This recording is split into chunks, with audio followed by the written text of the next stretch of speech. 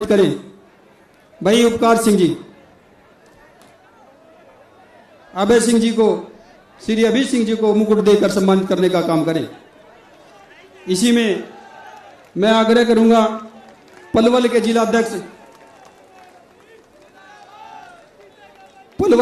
जिलाध्यक्ष श्री नंदराम जी वो आए और आदरणीय श्री आकाश आनंद जी को मुकुट देकर सम्मानित करने का काम करें।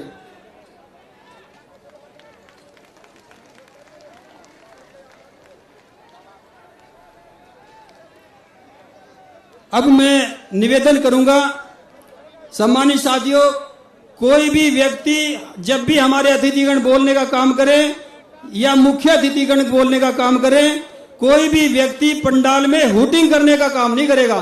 गंभीरता से बात सुनने का काम करे और गंभीरता से उनकी बातों को फॉलो करके आगे अपने क्षेत्र में बताने का काम करेंगे।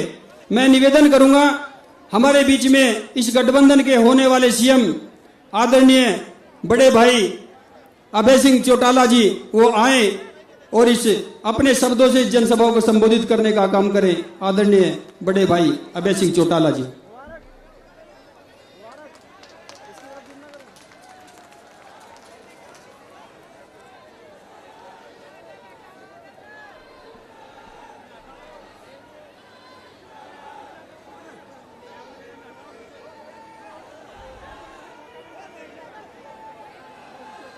बहुत ही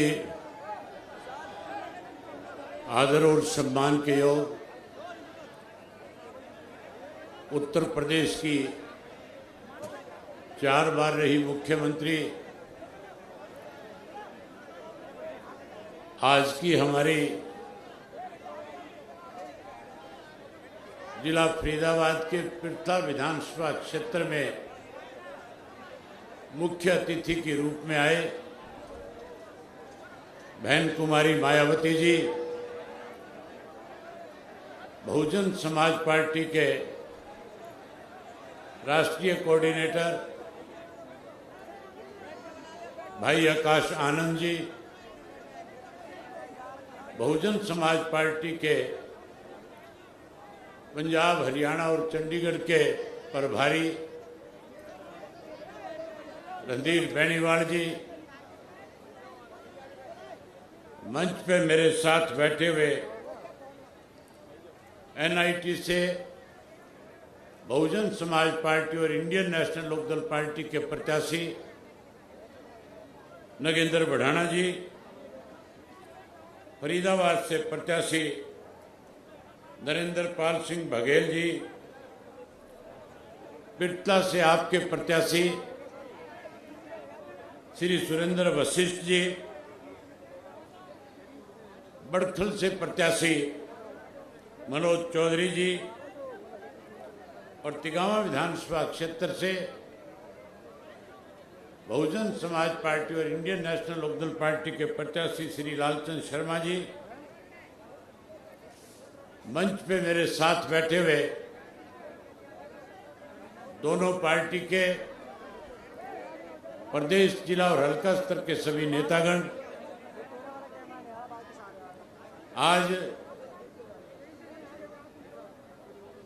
पिरथा विधानसभा क्षेत्र के इस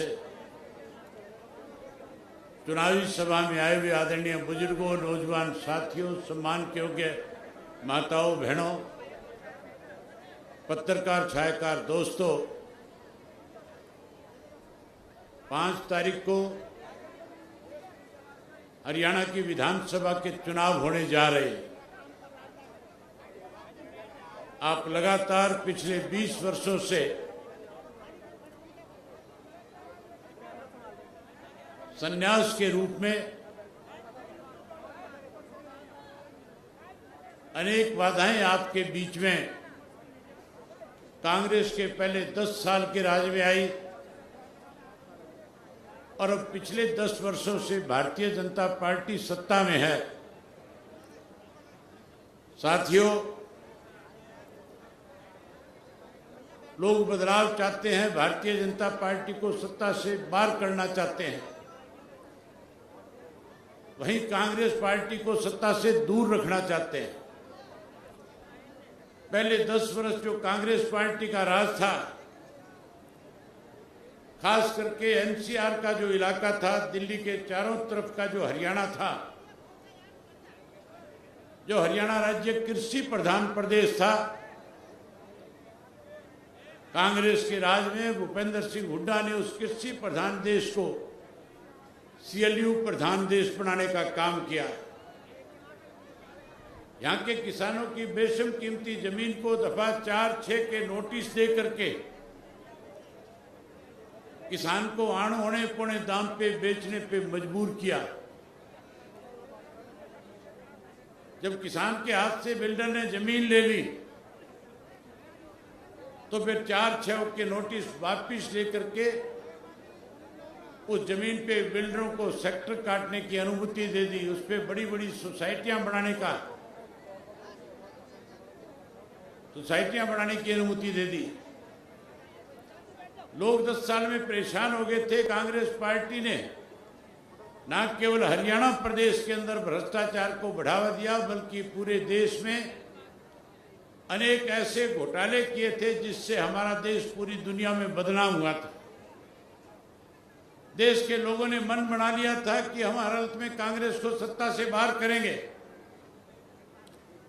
जहां कांग्रेस को सत्ता से बाहर कर रहे थे, वही भारतीय जनता पार्टी के वायदों में आकर के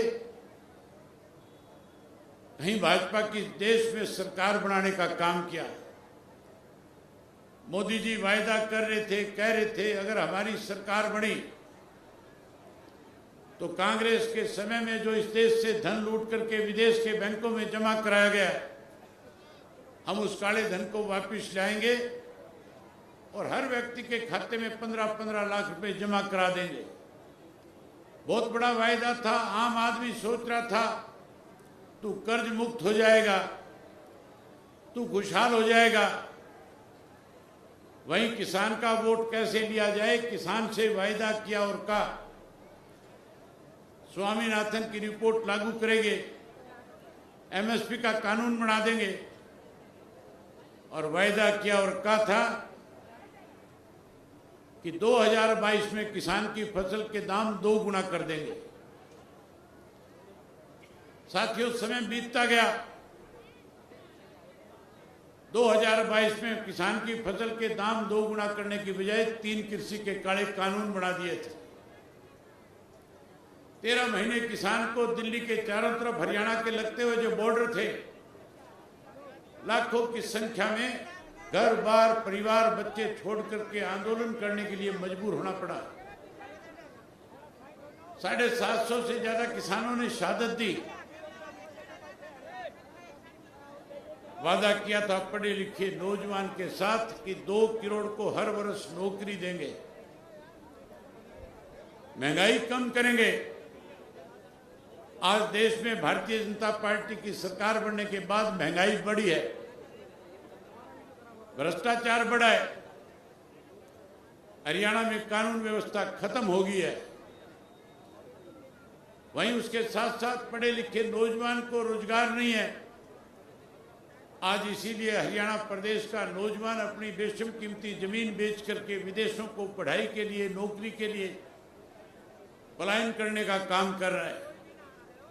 मैंने पूरे हरियाणा का भ्रमण किया। कोई गांव ऐसा नहीं है जिस गांव से सैकड़ों की संख्या में बच्चे जमीनें बेच बेच करके डोंकी वीजा के साथ विदेशों का पलायन ना कर गए हो। ये केवल सरकार की गलत पॉलिसी की वजह से हुआ। वहीं जहां हरियाणा दूध दही के मामले में पूरे देश और दुनिया में जाना जाता था, आज उस हरियाणा प्रदेश में नशा का बेशुमार मार बढ़ा हुआ है, अपराध बढ़े हैं। इसीलिए लोग परेशान है, सरकार को बदलना चाहते हैं। किसान दुखी है, मजदूर दुखी है, व्यापारी दुखी है, कर्मचारी दुखी है। आज तो सरकार के ऐसे फैसले हैं, वायदे तो किए थे कि हम लोगों के लिए सहूलियत की सुविधाएं प्रदान करेंगे, लेकिन ऐसे ऐसे फैसले लिए जिसकी वजह से हर वर्ग के लोग परेशान हो गए।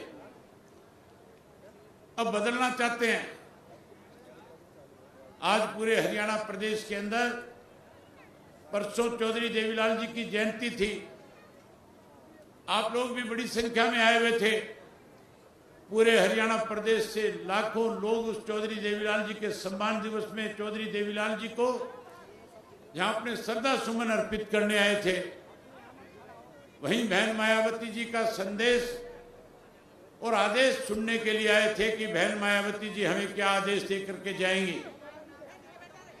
और बहन जी ने खुल करके कहा कि अगर आप मजदूर की किसान की सरकार चाहते हो तो फिर एक एक बहुजन समाज पार्टी और इंडियन नेशनल लोकदल पार्टी के कार्यकर्ता को जब तक वोट ना पड़े 5 तारीख तक लगातार लोगों से संपर्क करें, गरीब मजदूर की सरकार बना करके देश में एक मैसेज दें कि जहां हरियाणा प्रदेश का किसान और मजदूर इकट्ठा होकर के, जो किसान इस देश का अन्नदाता है, जो मजदूर इस देश का निर्माता है, अगर हम देश का निर्माण कर सकते हैं, हम देश को अन्नदाता के रूप में अन्न दे करके भंडारण भर सकते हैं, तो फिर देश के अंदर मजदूर और किसान की सरकार क्यों नहीं बना सकते। अब सही समय आ गया साथियों मजदूर और किसान की सरकार बनाने का। साहब श्री काशीराम जी ने और आदरणीय चौधरी देवीलाल जी ने सारी उम्र कैसे गरीब आदमी का, कमजोर आदमी का, कमेरे वर्ग के लोगों का, किसान का उत्थान हो, इसके लिए उन्होंने पूरा जीवन संघर्ष किया। देश की आजादी के बाद जहां देश आजाद हो गया था, वहां किसान और मजदूर को देश के अंदर सत्ता में बैठे लोगों ने फिर से गुलाम बनाने का काम किया था। कैसे उनकी उस गुलामी से उनको मुक्ति मिले, उसके लिए पहले साहब काशीराम जी ने, चौधरी देवीलाल जी ने संघर्ष किया और उसके बाद उत्तर प्रदेश के अंदर सबसे बड़ा बदलाव अगर किसी ने लाने का काम किया, जहां गरीब का सबसे ज्यादा शोषण होता था, अगर उनके गरीब आदमी को कैसे सत्ता तक पहुंचाया जाए, इसके लिए अगर किसी ने संघर्ष किया, किसी ने जागृति पैदा करी, तो आज आपके बीच में बैठ करके आपको संदेश देने के लिए आई हुई बहन मायावती जी थी। और हरियाणा प्रदेश में गरीब की अगर किसी ने मदद करी, अगर किसान को किसी ने न्याय दिलाया, तो उस शख्स का नाम चौधरी ओम प्रकाश चौटाला है। चौधरी ओम प्रकाश चौटाला ने अनेक कमजोर वर्ग के लोगों को, जिनको राजनीतिक तौर पे अस्थिर किया हुआ था, उनको राज्यसभा में, विधानसभा में भेज करके उनकी अपनी ताकत बढ़ाने का काम किया था। आज साथियों फिर समय आ गया, आज फिर मौका है। ये कांग्रेस और भारतीय जनता पार्टी जो दो मुंही सांप है, एक नागनाथ है, एक सांपनाथ है, इसको कुचलने का समय आ गया। इसको कुचलने के लिए आपको लाठी उठाने की जरूरत नहीं। इसको कुचलने के लिए केवल 5 तारीख को जहां बीएसपी और इंडियन नेशनल लोकदल पार्टी की तरफ से बीएसपी का उम्मीदवार है, वहां हाथी के सामने का बटन दबा देना, ये दोनों अपने आप मारे जाएंगे, खत्म हो जाएंगे। जहां इंडियन नेशनल लोकदल पार्टी का और बहुजन समाज पार्टी का इंडियन नेशनल लोकदल का प्रत्याशी है, वहां ऐनक के सामने का बटन दबा करके इन दोनों को मारने का काम करना।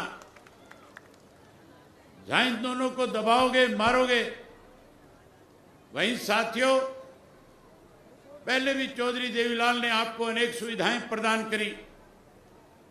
फिर चौधरी ओम प्रकाश चौटाला जब इस प्रदेश के मुख्यमंत्री बने, उन्होंने सरकार आपके द्वार कार्यक्रम के तहत पूरे प्रदेश के अंदर सड़कों का जाल बिछाया।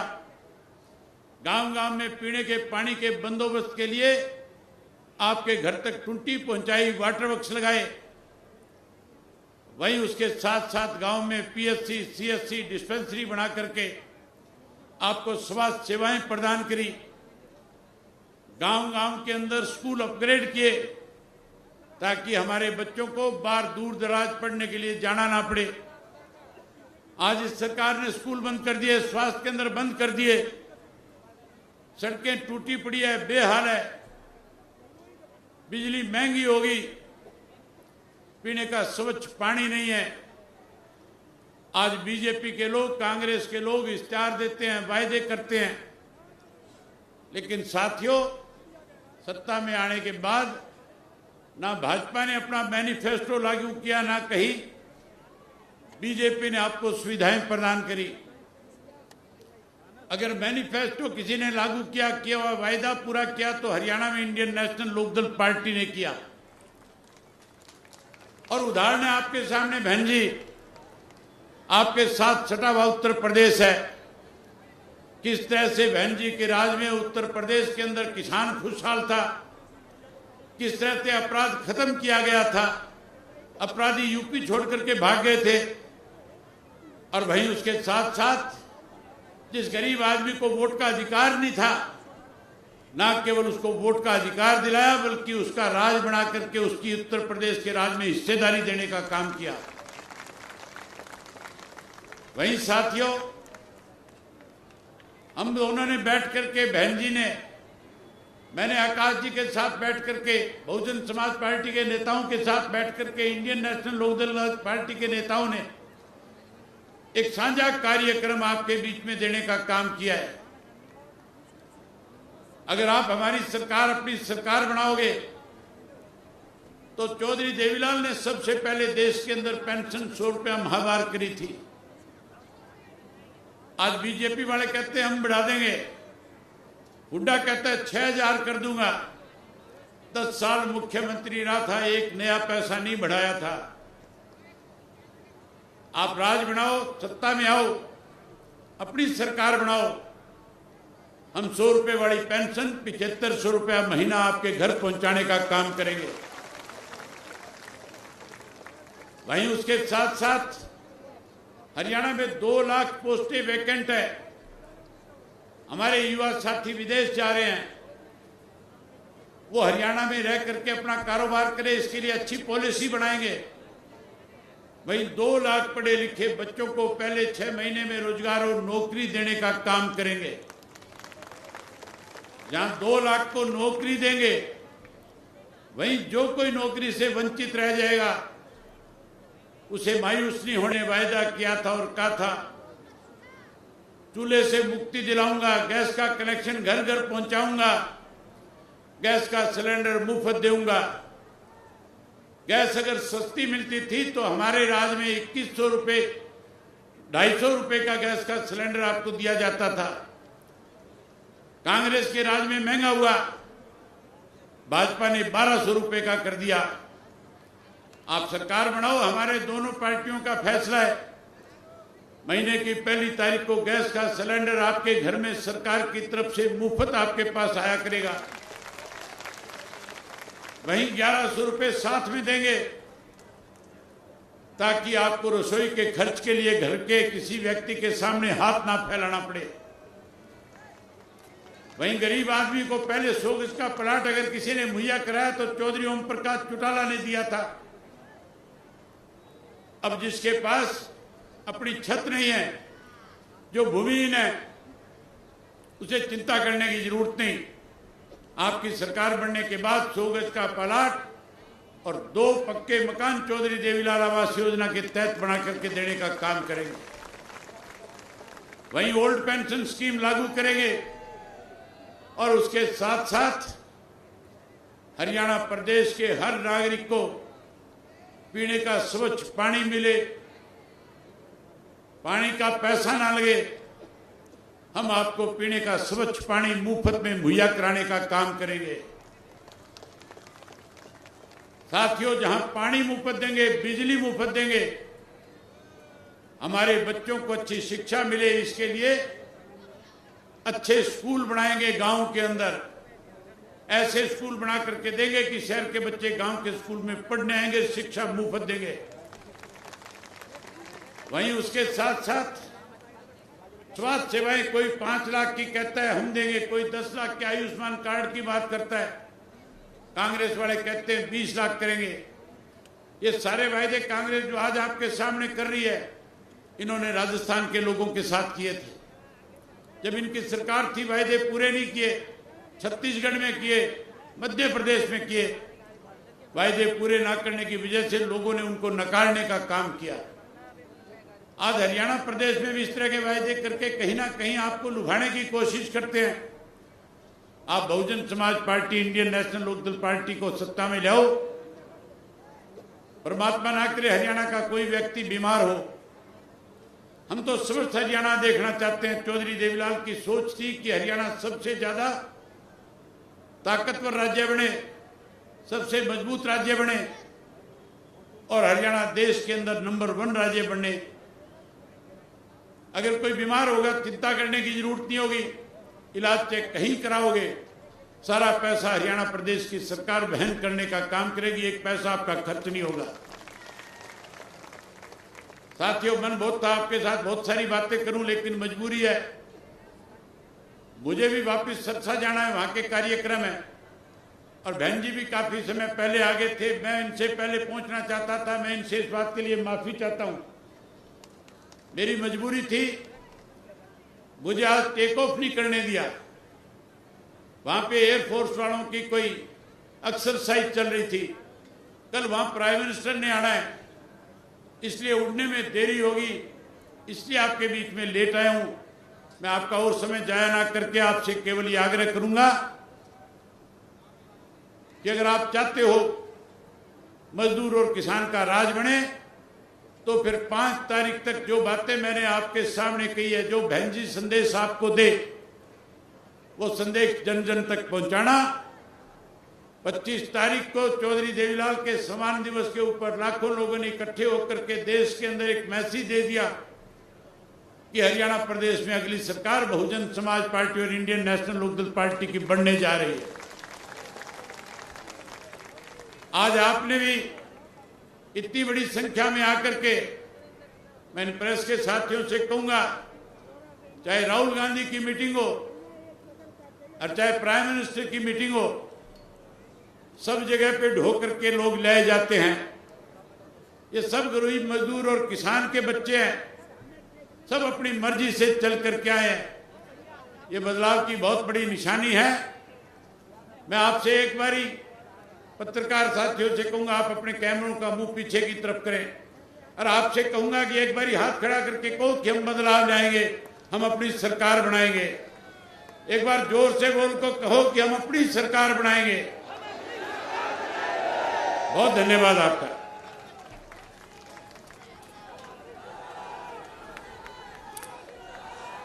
अब मैं आपके बीच में बहुजन समाज पार्टी की राष्ट्रीय अध्यक्ष, देश के सबसे बड़े सूबे उत्तर प्रदेश की 4 बार रही मुख्यमंत्री, इस देश के मजलूमों, पीड़ितों, गरीबों, शोषितों की मसीहा, सर्वे समाज के मान और सम्मान की प्रतीक आदरणीय बहन कुमारी मायावती जी से निवेदन पूर्वक आग्रह करूंगा कि आए और अपने शब्दों से इस जनसभा को संबोधित करने का काम करें। आदरणीय बहन कुमारी मायावती जी।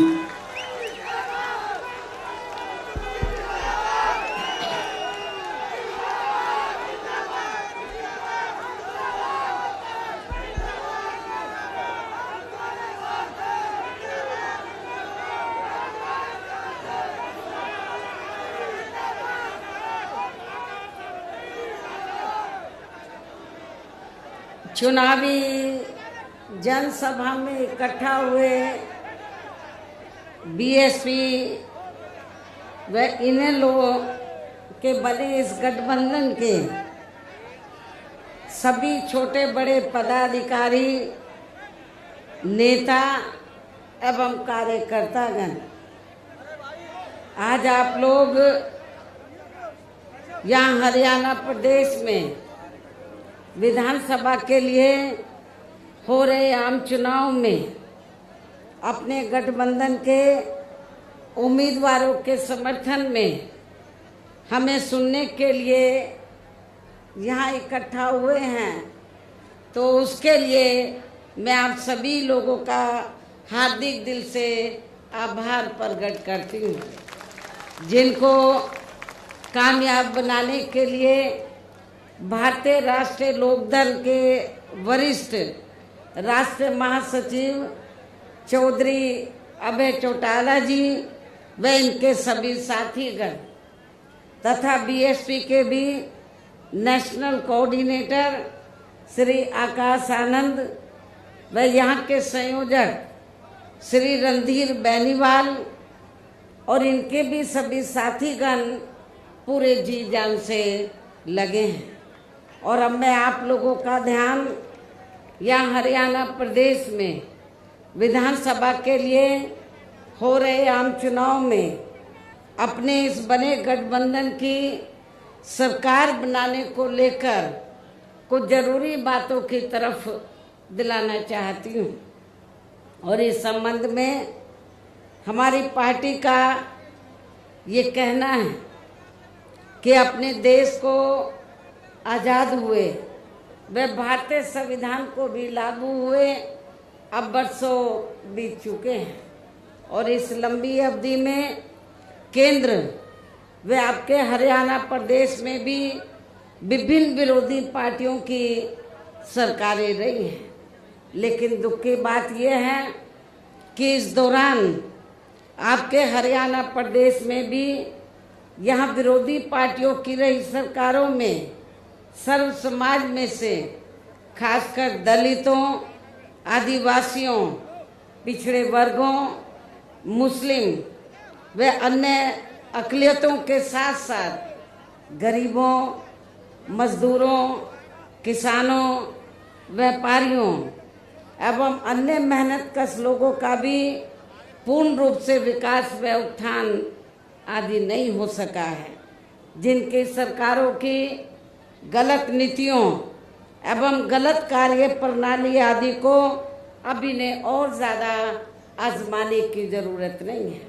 और इस मामले में खास तौर से मैं दलितों, आदिवासियों व अन्य पिछड़े वर्गों के लोगों को ये बताना चाहूँगी कि इन वर्गों को यानी कि पूरे देश में SC, ST और OBC अनुसूचित जाति, जनजाति व अन्य पिछड़े वर्गों के लोगों को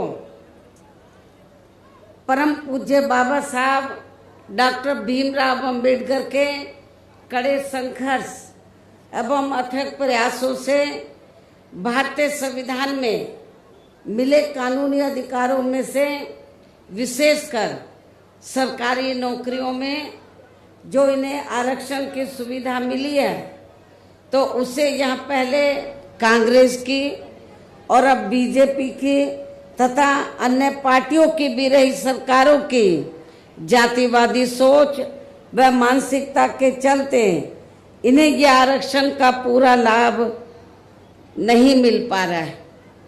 ये पार्टियां इन्हें यह आरक्षण का पूरा लाभ नहीं दे पा रही हैं, और अब तो इनके इस आरक्षण को ये पार्टियां मान्य कोर्ट की आड़ में इसे प्रभावहीन बनाने में व खत्म करने की भी पूरी कोशिश में लगी हुई है।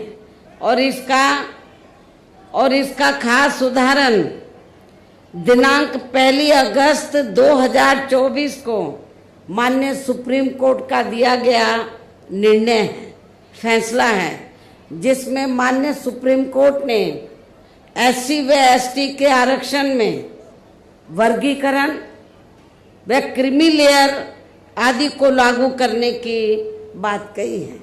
और यदि इन वर्गों के आरक्षण के मामले में केंद्र की वर्तमान भाजपा सरकार की भी नीति व नीयत साफ होती, तो फिर ये सरकार जो वर्तमान केंद्र की भाजपा सरकार है, तो फिर ये सरकार माननीय सुप्रीम कोर्ट के आरक्षण को लेकर आए इस निर्णय को बिना कोई देरी किए हुए उसे निष्प्रभावी बनाने व पूर्व की स्थिति में लाने के लिए संसद का विशेष सत्र बुलाकर फिर संवैधानिक संशोधन विधेयक जरूर लाती।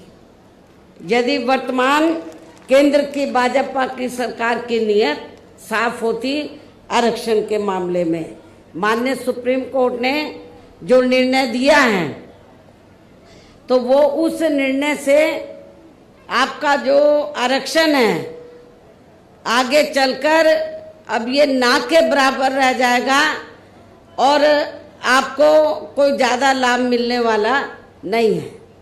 तो जो अभी तक आपको ये सुविधा मिल रही थी तो उस स्थिति में लाने के लिए तो फिर सुप्रीम कोर्ट का निर्णय है, तो इसको कौन बदल सकता है?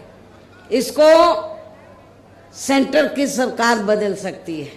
वर्तमान में केंद्र की सरकार किसकी है? भारतीय जनता पार्टी की।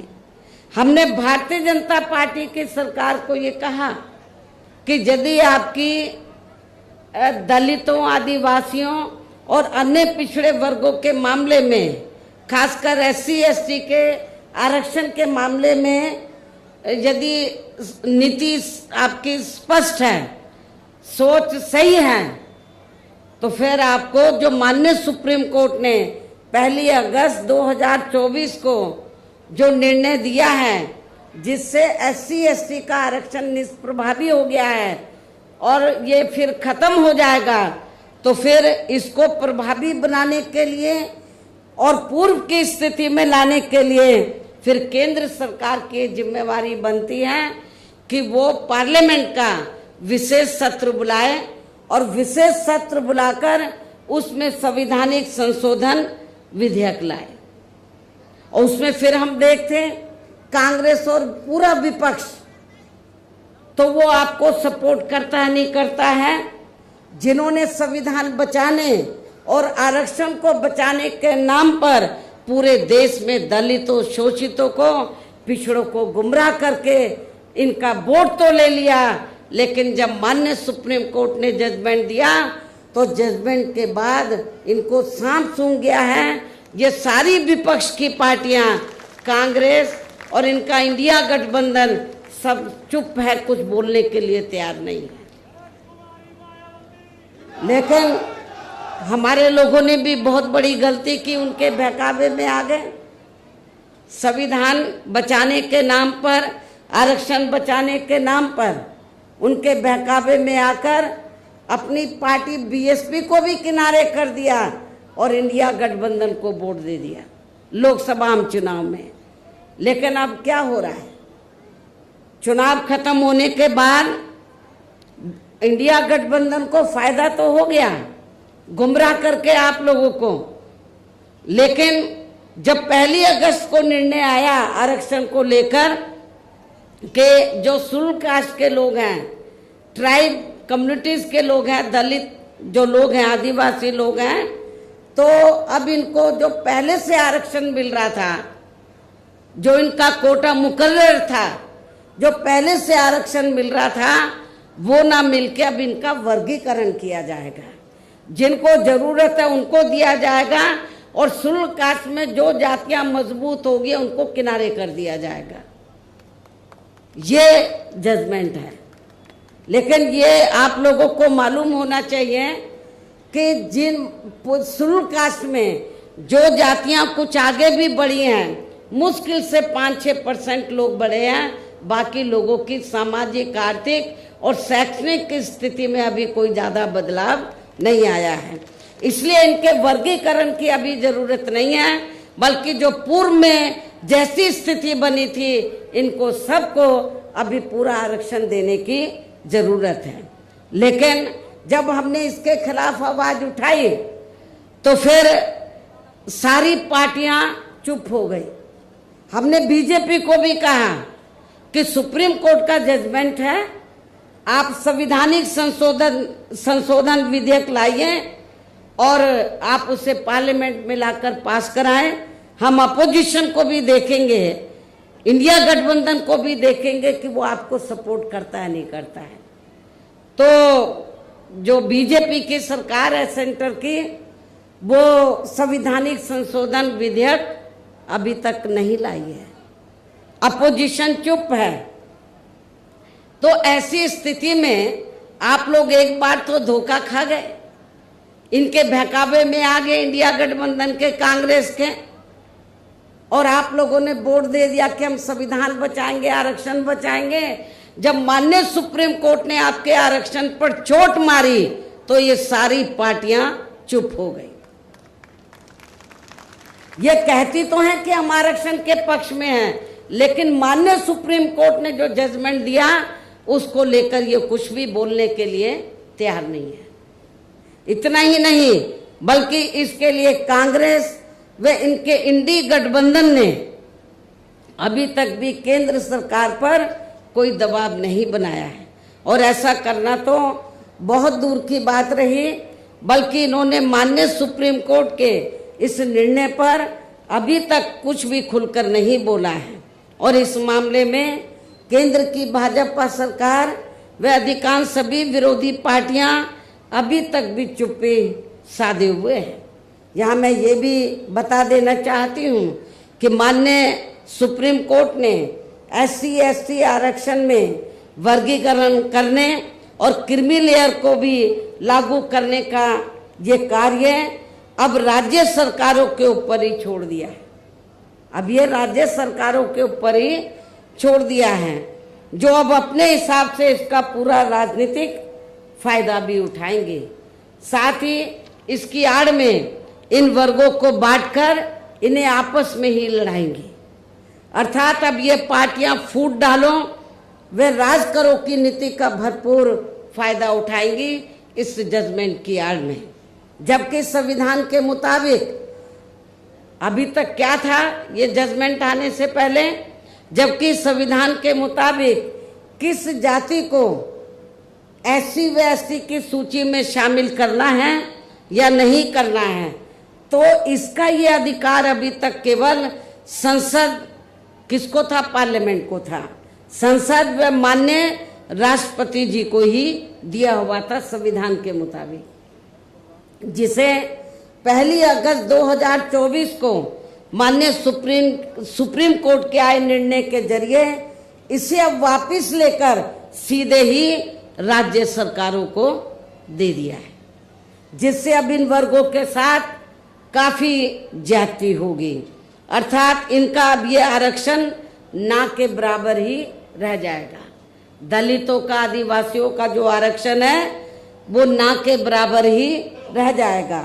और अब तो कांग्रेस के श्री राहुल गांधी ने भी विदेश में जाकर इनके सभी आरक्षण को आगे वक्त आने पर खत्म करने का भी ऐलान कर दिया है। इसलिए इन वर्गों के लोगों को बाबा साहब डॉक्टर भीमराव अंबेडकर द्वारा जो इन्हें आरक्षण का ये संवैधानिक अधिकार मिला है, तो इसे बचाने के लिए अब यहाँ हरियाणा प्रदेश में हो रहे विधानसभा चुनाव में इन वर्गों को, ऐसी सभी आरक्षण विरोधी पार्टियों को अपना कतई भी वोट नहीं देना है। जो ये पार्टियां माननीय सुप्रीम कोर्ट के आए इस निर्णय को बिल्कुल भी बदलने के लिए तैयार नजर नहीं आती हैं, ना तो भारतीय जनता पार्टी और ना ही कांग्रेस पार्टी का इंडिया गठबंधन। अर्थात इस मामले में केवल ये पार्टियां इन वर्गों को गुमराह करने में ही लगी हैं। ऐसी स्थिति में अब इन वर्गों को यहाँ विधानसभा के हो रहे आम चुनाव में अपने बने इस गठबंधन की ही सरकार बनाकर, क्योंकि ये लोग जो जजमेंट आया माननीय सुप्रीम कोर्ट का रिजर्वेशन को लेकर, इसको ये अभी तक भी बदलने के लिए तैयार नहीं है, ना कांग्रेस ना बीजेपी। तो ऐसी स्थिति में अब आप लोगों को करना क्या है, यह अपने गठबंधन की सरकार बनाकर इसे लागू होने से, ये जो अभी नया जजमेंट आया है, तो अपने यहाँ गठबंधन की सरकार बनाकर इसे लागू होने से तब तक लटका कर व रोक कर रखना है जब तक केंद्र व विपक्ष द्वारा इस निर्णय को संवैधानिक संशोधन के जरिए खत्म करके इसे पुरानी स्थिति में बहाल नहीं कर दिया जाता है। गठबंधन की सरकार यहाँ बनती है, हमारी गठबंधन की हमारे हाथ में है कि इसे लागू करें या ना करें। इसको हम लटका के रख सकते हैं। सुप्रीम कोर्ट का जजमेंट है तो इसको हम आगे बढ़ा सकते हैं। कब तक? जब तक केंद्र व विपक्ष द्वारा इस निर्णय को संवैधानिक संशोधन के जरिए खत्म करके इसे पुरानी स्थिति में बहाल नहीं कर दिया जाता है। इसलिए ऐसी स्थिति में अब आपको एक तरफा अपना वोट केवल बीएसपी व इन्हें लोग के बने अपने इस गठबंधन को ही देना है, ताकि सत्ता में आकर यहाँ आपके स्टेट में माननीय सुप्रीम कोर्ट के इस निर्णय पर कुछ हद तक अंकुश लगाया जा सके।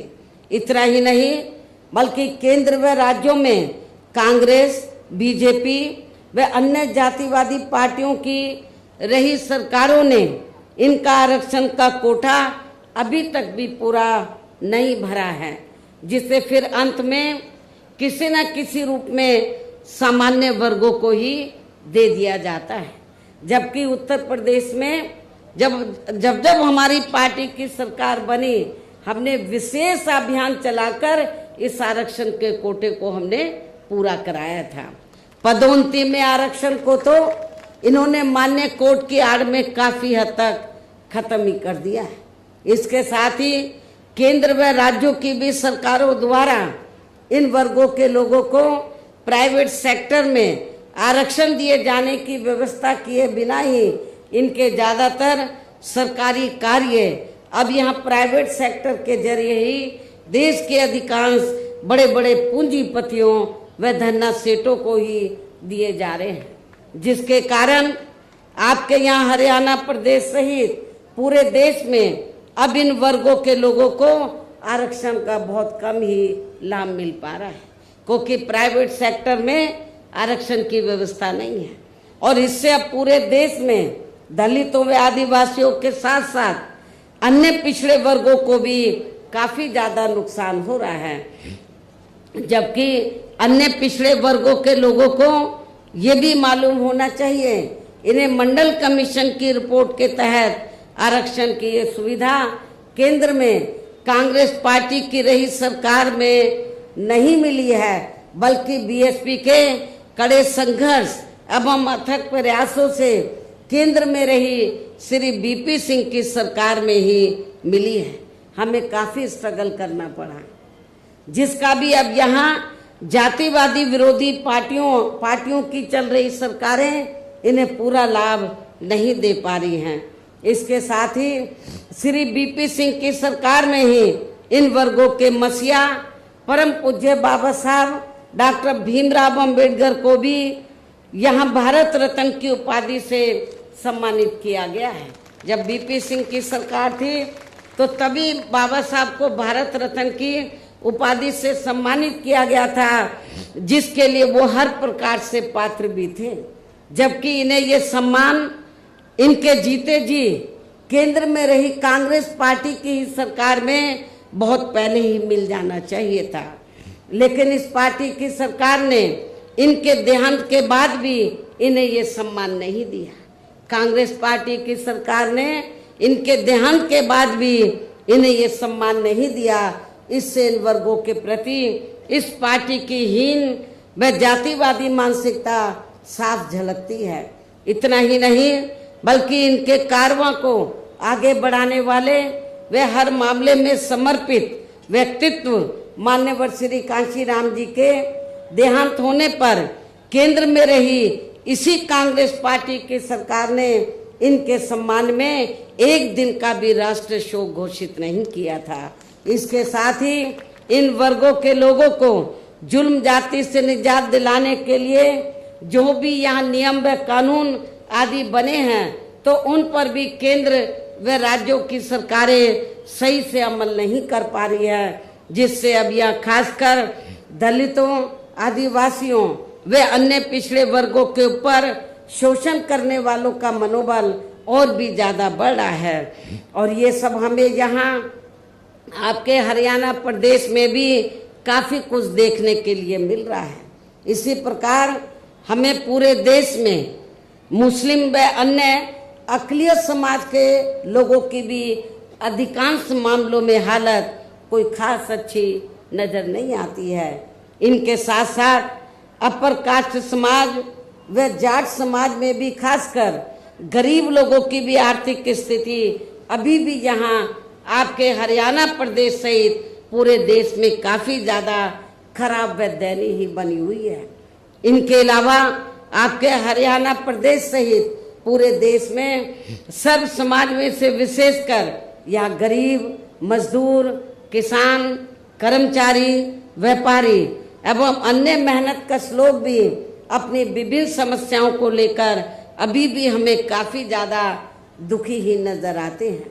और इनमें भी किसान वर्ग तो केंद्र में अभी तक की रही सभी सरकारों द्वारा बनाई गई उनकी गलत नीतियों के कारण अब काफी ज्यादा परेशान व दुखी भी रहा है और अभी भी है। लेकिन इन सब की मुख्य वजह हमारी पार्टी केंद्र में व आपके हरियाणा प्रदेश में भी यहाँ अब तक की अधिकांश रही विरोधी पार्टियों की सरकारों की गरीब व किसान विरोधी तथा इनकी जातिवादी, पूंजीवादी व संकीर्ण मानसिकता के तहत बनाई गई उनकी गलत नीतियों व गलत कार्य प्रणाली को ही काफी हद तक जिम्मेवार मानकर चलती है। और इस मामले में खासकर इनकी गलत आर्थिक नीतियों की वजह से ही आए दिन जहाँ पूरे देश में गरीबी, बेरोजगारी व महंगाई आदि भी काफी ज्यादा बढ़ रही है, जिससे आम जनता काफी ज्यादा परेशान व दुखी भी है। इसके साथ साथ अभी भी अपने देश में भ्रष्टाचार हर स्तर पर काफी ज्यादा फैला हुआ है, जिससे आपका खुद का अपना हरियाणा प्रदेश भी अछूता नहीं रहा है। और इन सब का मुख्य कारण हमारी पार्टी आजादी के बाद से लेकर अभी तक केंद्र व देश के अधिकांश राज्यों में तथा आपके खुद के अपने हरियाणा प्रदेश में भी ज्यादातर सत्ता या खासकर पूंजीवादी पार्टियों के ही हाथों में आने को मानकर चलती है, जिसके कारण ही अब पूरे देश में वे आपके खुद के अपने प्रदेश में भी अभी भी हमें यहाँ सर्व समाज के लोग अधिकांश मामलों में काफी ज्यादा दुखी व परेशान ही नजर आते हैं। जबकि पूरे देश में बीएसपी ही अकेली एक ऐसी पार्टी है जो विरोधी पार्टियों की तरह देश के बड़े बड़े पूंजीपतियों व धन्ना सेठों की आर्थिक मदद से नहीं बल्कि अपनी पार्टी के ही आम कार्यकर्ताओं की आर्थिक मदद से चुनाव लड़कर यहाँ केंद्र व राज्यों की भी सत्ता में आना चाहती है, ताकि हमारी पार्टी सत्ता में आने के बाद फिर बिना किसी दबाव के वे आजाद होकर सर्व समाज के लोगों की सभी समस्याओं का समाधान करके उन्हें हर मामले में वे हर स्तर पर यह खुशहाल बना सके। और इसी आधार पर चलकर ही आबादी के हिसाब से देश के सबसे बड़े प्रदेश उत्तर प्रदेश में, आपका पड़ोसी राज्य है उत्तर प्रदेश, तो देश के सबसे बड़े प्रदेश उत्तर प्रदेश में 4 बार हमारी पार्टी ने अपने नेतृत्व में वहाँ सरकार भी बनाई है। और हमने अपनी सभी चारों रही सरकारों में अपनी पार्टी की विचारधारा एवं सिद्धांतों के तहत चलकर वैसे तो वहाँ सर्व समाज के हितों का पूरा ध्यान रखा है, लेकिन सभी मामलों में प्राथमिकता पहले हमने वहाँ सर्व समाज में से विशेषकर उन दलितों, आदिवासियों, पिछड़े वर्गों व अकलियत समाज को दिया है तथा अन्य समाज में से गरीब एवं असहाय लोगों को ही दिया है, जिनकी यहाँ हर मामले में व हर स्तर पर सभी विरोधी पार्टियों की रही सरकारों में उनकी हीन, जातिवादी, संकीर्ण व पूंजीवादी सोच होने के कारण काफी ज्यादा उपेक्षा की गई है। इसके साथ साथ हमने उत्तर प्रदेश में, आपको मैं ये बताना चाहती हूँ कि हमने उत्तर प्रदेश में गरीब एवं बेरोजगार लोगों को दूसरी पार्टियों की रही सरकारों की तरह मामूली सा बेरोजगारी भत्ता न देकर उन्हें बड़ी तादाद में सरकारी एवं गैर सरकारी क्षेत्रों में स्थायी रोजगार भी उपलब्ध कराए।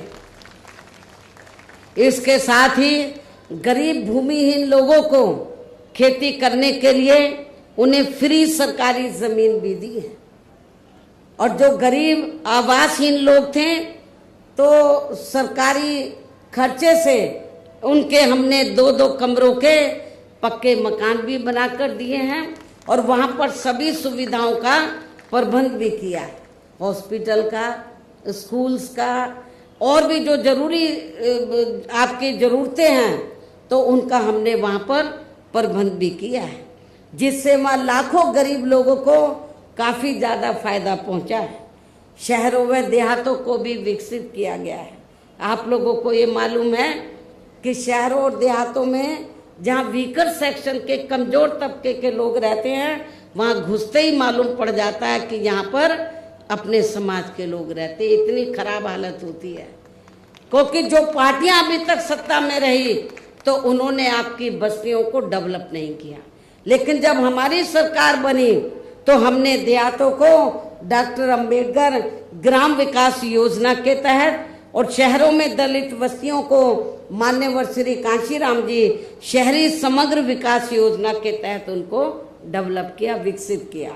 इसके अलावा हमारी पार्टी की रही सरकार ने वहाँ विभिन्न क्षेत्रों में लगे लोगों के साथ साथ छात्रों, युवाओं, महिलाओं व बुजुर्गों आदि के हितों में भी अनेकों महत्वपूर्ण व ऐतिहासिक कार्य किए हैं, जिनसे उन्हें काफ़ी ज़्यादा लाभ पहुंचा है। किसानों की भी अधिकांश समस्याओं का काफ़ी हद तक समाधान किया गया है तथा उनकी फसलों का भी उन्हें समय से उचित दाम दिया गया है।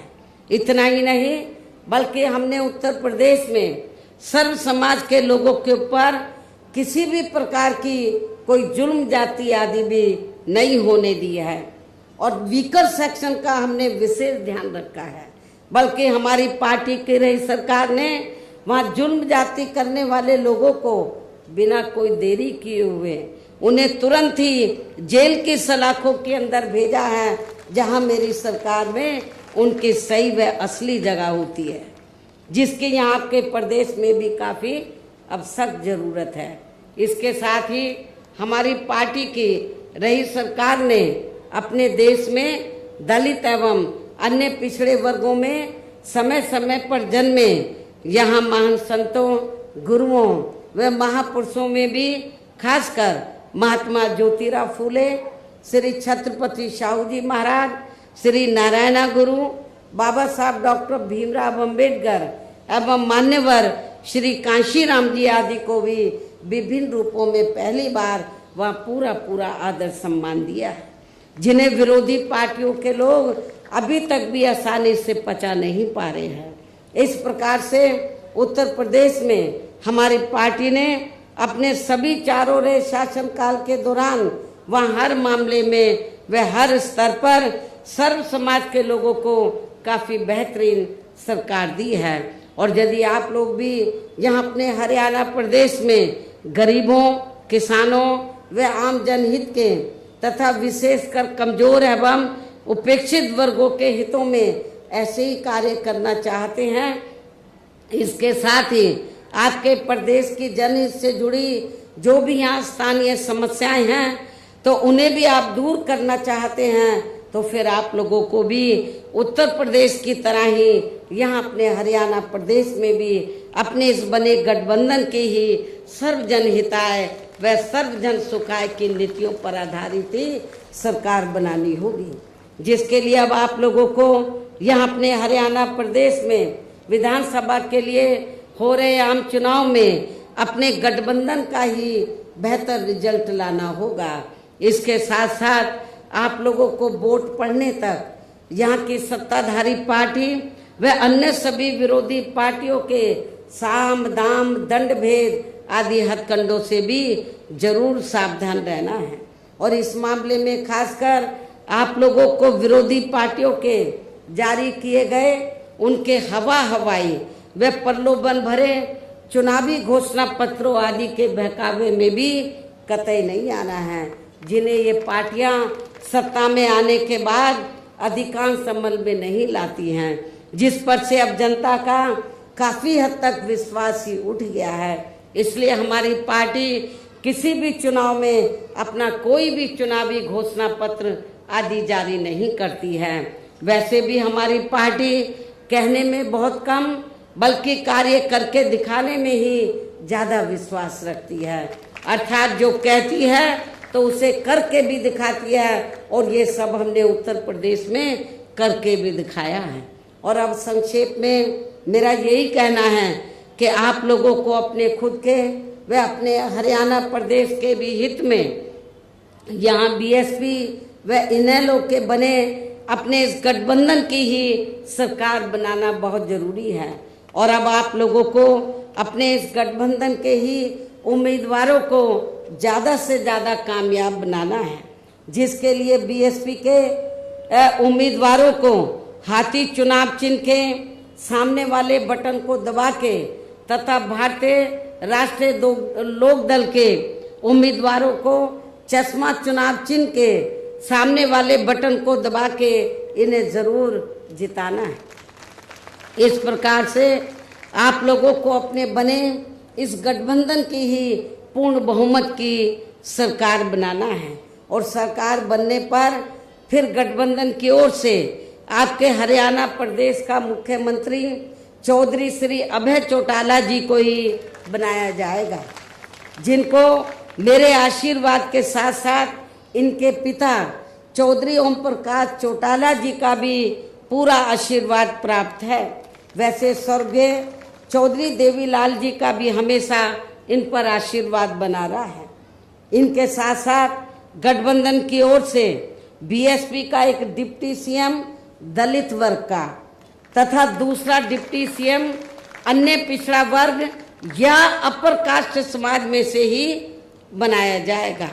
और ये दोनों डिप्टी सीएम कौन होंगे इसका फैसला इस चुनाव का नतीजा आने के बाद ही किया जाएगा। इन्हीं जरूरी बातों के साथ ही अब मैं आप सभी लोगों से अपने बने इस गठबंधन के अधिकांश उम्मीदवारों को जिताकर अपनी यहाँ गठबंधन की ही सरकार जरूर बनाना है। इस उम्मीद के साथ ही अब मैं केंद्र सरकार से देश में जातीय जनगणना कराने के लिए भी विशेष अनुरोध करती हूँ, जिसको पहले केंद्र में रही कांग्रेसी सरकार ने और अब वर्तमान में चल रही बीजेपी की सरकार ने भी इसे अभी तक भी लटका के रखा हुआ है, जो उचित नहीं है। इसके लिए भी इनसे विशेष आग्रह के साथ ही अब मैं अपनी बात यही समाप्त करती हूँ। धन्यवाद। जय भीम व जय भारत।